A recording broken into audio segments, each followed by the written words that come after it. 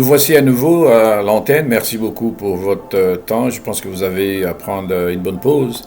Mais sans beaucoup plus tarder, nous allons devoir commencer par où nous sommes arrêtés la fois dernière. Donc, il était question de l'étude du tabernacle. Et la prière que nous sommes censés faire, nous nous inspirons du tabernacle. C'est pas pour rien que Dieu a fait des choses. Comme Dieu ne change pas, il est le même hier, aujourd'hui, éternellement. Ce qu'il a fait, autant d'autres fois, c'est aussi quelque part pour nous donner des condiments spirituels pour notre avantage. Donc, il faut bien comprendre une chose. Ces histoires-là, ça ne se passe pas dans la tête, c'est au niveau de l'esprit. Il faut marcher dans l'esprit pour comprendre les choses de l'esprit, parce que c'est spirituellement qu'on en juge. Et ceci, vous devez rentrer dans la dimension de la foi et de l'esprit. Donc je disais, le tabernacle était composé du parvis, il était composé également du lieu saint, il était également composé du lieu très saint. Ce sont les trois grandes parties, les trois parties qui composent le tabernacle. Et si nous allons essayer de vous amener à la bonne compréhension des choses, nous voulons simplement que vous compreniez ceci, que le tabernacle, c'est le symbole du ministère du Christ sur la terre.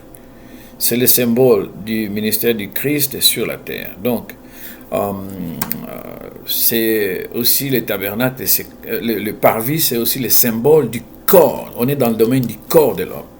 Comprenez que l'homme, il est tripartite. Et nous sommes les temples du Saint-Esprit. Et en tant que temple, le lieu d'adoration, nous sommes constitués de l'esprit, de l'âme.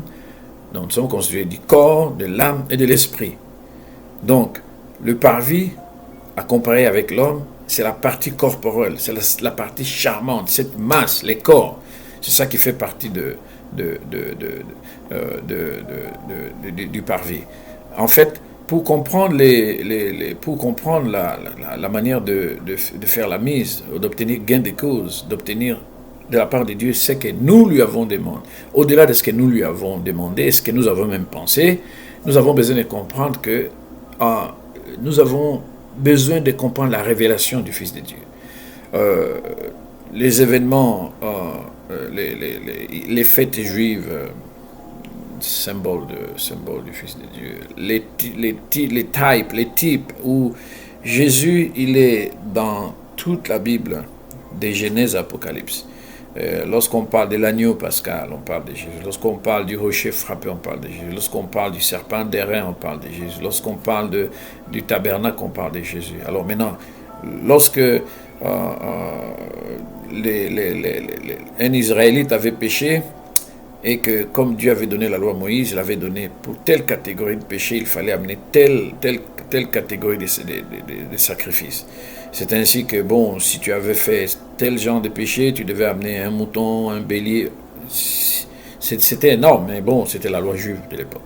Alors, les gens, ils venaient tous les jours dans les temples, ils amenaient un sacrifice, c'est-à-dire l'animal. Et il fallait que, bon, l'animal soit égorgé, sacrifié. Après cela, bon, on recueillait le sang et l'animal était posé sur ce qu'on appelle l'autel de l'Holocauste, pour cramer. Donc Dieu, il n'avait besoin que... ça, c'est le symbole de la croix. Et nous avons besoin de comprendre que lorsque nous entrons par la porte, Jésus lui-même était la porte, il dit, je suis la porte, si quelqu'un entre par moi, il sera sauvé. Il entrera et il sortira. Et il trouvera du pâturage. Ça, c'est la révélation de Dieu. La première des choses que tu auras à l'esprit lorsque tu veux te mettre en prière, savoir que Jésus, il est le chemin qui va te conduire vers son Père. Il est aussi le chemin, il te conduit. Il est le chemin, la vérité et la vie. Tu veux aller dans le chemin qui te mène vers Dieu pour obtenir gain de cause par rapport à tes prières, il est le chemin. Tu veux la vérité, il est la vérité. Tu veux la vie, il est la vie. Il dit, nul ne vient au Père que par moi. C'est-à-dire, il est le seul intermédiaire entre toi et le Père, même pas sa mère. Il est le seul intermédiaire. Donc, il dit, si vous me connaissez, vous connaîtriez. Si vous me connaissiez, vous connaîtriez aussi mon Père. Et dès maintenant, vous le connaissez. Et vous l'avez vu. Pourquoi il dit ça? Parce qu'il a dit quelque part, celui qui m'a vu, a vu le Père. Donc, il était le chemin. Et nous avons besoin d'avoir cette révélation comme étant le chemin. Alors, comment est-ce que nous sommes censés faire pour obtenir au-delà de ce que nous pensons et de ce que nous demandons. Il y a une réalité que nous ne pouvons pas oublier, c'est que Jésus nous a enseigné la prière. Il dit, on lui a dit, mais comment est-ce qu'il faut prier? Il dit, notre Père qui es aux cieux, que ton nom soit sanctifié. Notre Père qui es aux cieux, que ton nom soit sanctifié.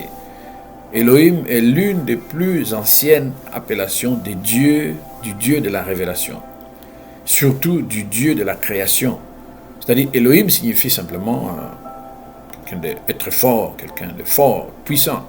Et ce nom convient particulièrement donc au Dieu de la création, c'est-à-dire celui dont Genèse 1 fait mention. Et lorsque vous faites les décomptages ou les comptages, vous allez trouver que ces mots, Elohim, il a été utilisé dans l'Ancien Testament 2312 fois. 2312 fois. Et c'est ainsi que la Bible parle, surtout, vous lisez la version française, vous n'allez pas voir toutes ces choses, mais bon, vous lisez la version originale, l'hébreu, vous allez trouver qu'on parle beaucoup plus de El Shaddai, qui est Dieu puissant, on parle beaucoup de El Elyon, qui est le Dieu très haut, on parle de El Olam, qui est le Dieu de l'éternité. Même si ton problème, il a duré plus de 15 ans, 20 ans, dès l'instant tu sais que tu as un Père qui est éternel, ça efface au quart de tour ton mal et ta solution elle est au rendez-vous. Et c'est pour ça qu'on parle également de El Gana, le Dieu jaloux, on parle de El Haï, le Dieu vivant. Et nous servons un Dieu vivant, ce n'est pas un Dieu mort. Même si ton problème traîne, nous servons un Dieu qui est vivant, il n'est pas mort. Il faut croire, il faut avoir cela comme une arme, comme une cartouche dans ton carquois pour dire je vais à la chasse, mais je m'aballe, je suis persuadé que si je croise un animal, paf, je vais lui planter la cartouche dans le crâne et je l'aurai. Donc, c'est comme pour dire que j'atteindrai ma cible et je serai dans la joie.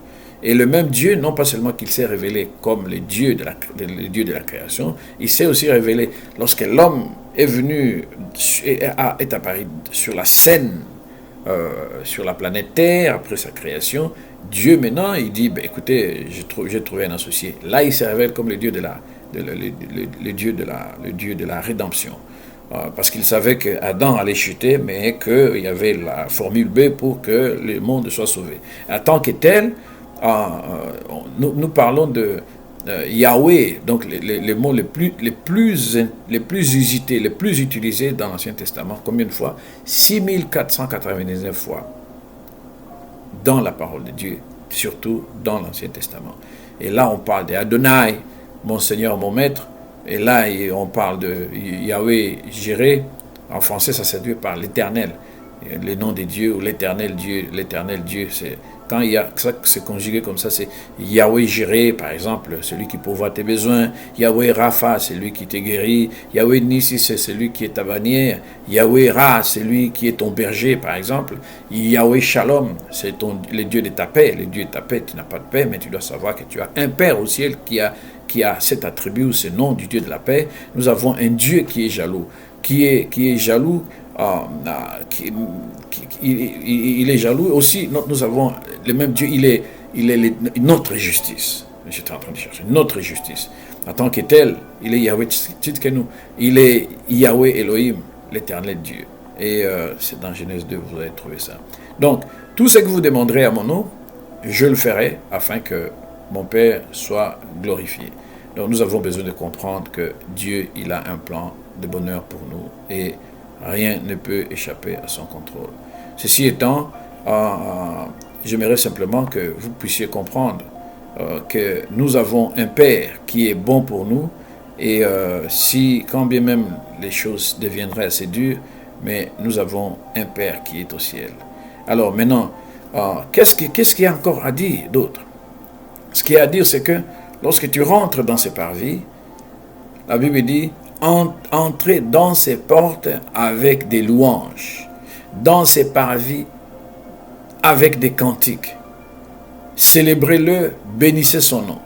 C'est ce que nous disons dans la version Louis II et dans la plupart de versions également en français. Mais ce que j'aimerais vous dire, ça c'est mon expérience personnelle. Lorsque vous lisez ça, vous allez voir que ça prête un petit peu à confusion. Certainement, vous allez me dire qu'il n'y a pas de confusion. Moi, d'après moi, j'ai vu qu'il y a une clarté intense lorsqu'il est question de la version anglaise.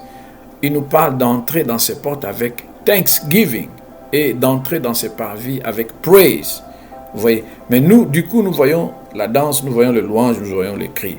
C'est vrai qu'il y a plus que ça comme réalité.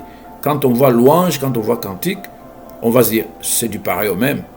Il n'y a pas de différence. En fait, il y a une différence lorsque vous rentrez dans la version anglaise où on dit to enter into his gate with thanksgiving et dans ses cours avec praise. Donc ça, c'est très important, vous qui m'écoutez. C'est comme si tu as un compte bancaire ou tu as ta boîte email, Gmail. Si tu utilises les faux mots de passe, même si c'est ton compte, tu risques de ne pas retirer de l'argent. Je me répète. Même si tu as un compte et que tu utilises un faux passe ou un mot de passe, tu risques de ne pas récupérer ton propre argent. C'est la même chose lorsque tu as ta boîte email, tu risques de ne pas y accéder si tu utilises les faux mots de passe. Donc, nous avons 2 mots de passe. Lorsque tu entres dans les portes et tu entres dans le parvis, pour entrer dans les portes, pour entrer dans les portes, c'est les mots de passe Thanksgiving que tu dois mettre. Tu dois mettre ces mots de passe. Thanksgiving, c'est-à-dire dire merci. Thanksgiving en français veut simplement dire remercier Dieu, rendre gloire à Dieu, rendre des actions de grâce à Dieu. Et praise veut simplement dire louer. Vous voyez? C'est beaucoup plus détaillé, c'est beaucoup plus explicite comme ça que c'est limité simplement à louange cantique où on voit directement les chants. Vous voyez? Donc, mais Thanksgiving, c'est remercier Dieu, rendre gloire à Dieu, c'est rendre des actions de grâce à Dieu. Praise, ça veut dire louer Dieu. Vous voyez? Alors, donc, louer Dieu, en d'autres termes, c'est célébrer Dieu. C'est quoi célébrer? C'est-à-dire, c'est louer avec éclat, publier avec éloge. C'est marquer un événement d'un certain éclat, ou bien célébrer quelque chose à la pompe. Quand vous êtes tellement dans la joie, vous célébrez, vous élevez. Donc, c'est ça louer. Vous voyez? Alors, maintenant, quelqu'un va me poser la question, mais pourquoi louer Dieu? La louange à Dieu est le fait d'exalter Dieu pour ses actions et pour sa nature. Vous voyez? Pour faire la part des choses, on loue Dieu parce qu'il est bon. Lorsque vous lisez Psaume 100, verset 5, verset 6, verset 5, vous allez trouver, ou même Psaume 150, verset 1, verset 2, verset, jusque peut-être un peu plus, verset, je pense, verset 2, vous allez trouver que nous avons besoin de louer l'Éternel parce qu'il est bon. Nous louons l'Éternel à cause de sa bonté, c'est-à-dire la bonté, c'est la miséricorde et la grâce qui dure toujours. À cause de la durée de sa bonté, de sa grâce, on les loue. À cause de sa fidélité qui va de génération en génération, on les loue. Et lorsque vous combinez avec le psaume 150, on va vous dire qu'il faut louer l'Éternel dans l'étendue où sa puissance éclate, c'est-à-dire louer l'Éternel pour ses réalisations. Louer l'Éternel pour l'immensité de sa grandeur. C'est-à-dire Dieu est immensement grand. Et pour ça, nous avons besoin de le louer. On loue le Seigneur pour 2 raisons. Enfin, il y a beaucoup de raisons. On loue le Seigneur pour ce qu'il fait. Et on loue le Seigneur pour ce qu'il fait. Et quand on fait allusion à ce qu'il fait, du coup, c'est les remerciements, c'est le thanksgiving. C'est la reconnaissance, c'est le fait de rendre des actions de grâce. Le fait de louer aussi Dieu pour ce qu'il est, ça change. Ce n'est plus le thanksgiving, mais louer Dieu pour ce qu'il est équivaut à l'adoration. Donc, louer Dieu pour ce qu'il fait, je veux dire ce qu'il a fait, ce qu'il a fait, ce qu'il fait et ce qu'il fera pour l'action de Dieu. Nous sommes en train de donner thanksgiving. Nous sommes en train de remercier Dieu. Nous sommes en train de reconnaître ses bienfaits. Nous sommes en train de lui rendre des actions de grâce. C'est impératif de le faire parce que si on n'arrive pas à le faire, ça serait signe de reconnaissance. Ça serait manquer de reconnaissance. Et cet impératif inchangé et permanent doit être observé par tous les chrétiens, peu importe les sentiments qui pourraient être les nôtres. Peu importe nos émotions, peu importe nos humeurs, peu importe notre situation, nous avons besoin d'honorer ces dieux-là. Parce que sans le faire, ne pas le faire, serait nous bloquer nous-mêmes les portes d'accès à sa bénédiction, surtout lorsque nous prions. Alors, il y a deux choses. Pourquoi encore, la liste elle peut être longue, pourquoi encore nous pouvons louer le Seigneur par rapport à ce qu'il a fait. Lorsque vous traversez la porte, et vous verrez au devant de vous qu'il y a l'autel de l'Holocauste. C'est le symbole de la croix. C'est là qu'on immolait les bêtes. C'est là qu'on tuait les bêtes, on cramait. Mais c'est le symbole de la croix. On dit que Jésus il est mort sur la croix. Alors on se rappellera à tout jamais que lorsqu'il est mort sur la croix, quels sont les sujets de remerciement. Nous avons besoin de remercier Dieu pour Jésus à cause du sang qu'il a versé à la croix. Nous pouvons remercier Dieu pour Jésus. Pourquoi? À cause de la mort pour nos péchés. À cause qu'il a donné sa vie gratuitement pour nous. À cause du fait qu'il nous délivre, qu'il nous rachète et qu'il nous sauve. À cause simplement que Jésus était un moyen de réconciliation entre l'homme, l'humanité et la divinité. Il est celui qui a réconcilié. Donc nous avons besoin, tout cela se passe au niveau de la croix. Et sur la croix, il était comme une offrande. N'oubliez pas, l'offrande par défaut qui a expié le péché de l'humanité, c'est Jésus, le Fils de Dieu, mort sur la croix. Il était le sacrifice de la Pâque, on l'appelle l'agneau pascal. Il était notre paiement, il a payé la rançon, les rachats, c'est-à-dire il nous a racheté, c'est acheter deux fois, c'est-à-dire nous étions en lui, le diable est venu, il nous a corrompus, il est comme venu pour donner une rançon, donner un montant dans l'idée de nous récupérer. Sur la croix, il a été notre propitiation, c'est notre expiation, c'est-à-dire il a accepté d'expier, c'est-à-dire de trimer à cet endroit à cause de nous. C'est là qu'il y avait l'échange au niveau de la croix. Il y a les ténèbres qui sont tombées de la 6e à la 9e heure. Pourquoi? Parce qu'il y avait cet échange. Le péché, la malédiction du monde entier atterrissait sur Jésus. Et l'atmosphère spirituelle du monde entier était tellement polluée qu'il y eut ténèbres. Et au moment où il y avait tout ça, Dieu regarde son Fils, le Fils. Dieu tourne le dos et Jésus crie Eloi, Eloi, lama sabachthani. C'est à cause du fait qu'il y avait cet échange-là. Et il était un sacrifice. C'est ce que nous avons besoin de comprendre de la croix. Et sur la croix, il a rendu publiquement spectacle les principautés, les dominations, les trônes, les dignités. C'est-à-dire, toute la puissance de la magie de la rose croix de Maïkari a été défaite parce que Jésus mourait sur la croix. Et voilà les éléments qui peuvent t'aider, toi, à remercier Dieu, à le louer pour ce qu'il a fait. Non pas seulement qu'on doit le remercier pour ça, sur la croix, il est ressuscité. On a fini la cuve des reins, on avance un petit peu devant, on trouve